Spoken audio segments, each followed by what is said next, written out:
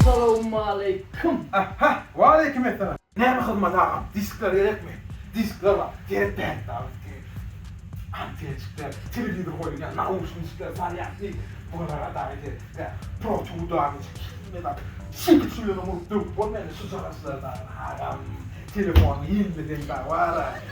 Üstünü kamal geçkilerle nisa olmayan protu dağıtıcılar büyük. Sarıcanız kofesi içecek mi ağam? Kofesi okudum öyle. Yok be, kafem ya.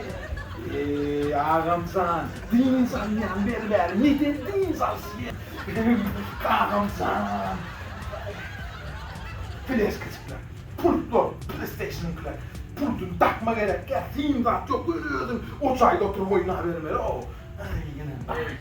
Robert Arif mi? Dem var mı sen bu? Demim sodaklar bilin alayandan yani ağam sen. Robert var mı? Rohtu gerek. Roh. Gerek mi roh Allah? İki sahne, üç yıl. İki saat. Roh. O değerliysen üç sahne. Dört yıl bana. Dört sahne. Beş yıl bana.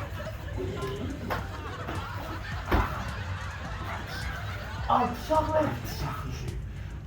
Altı yıl bana. Ağam Alyana. Telefon açma gerek gel. Wi-Fi açma. Tut ya. Instagram, imo. YouTube, Twitter. Hem yerden tutuyor. Amerikadan tutuyorsun.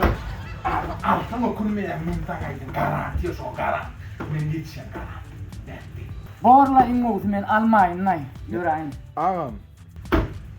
Gımmat görüyen may. Gel on şortlu. Yok bakın Muhammed görüm oğlum sakın köprek gördüm lan. Ay. Gerektiğinden şahtırından tapardık da ha. Ay ölümün şahtırak mı?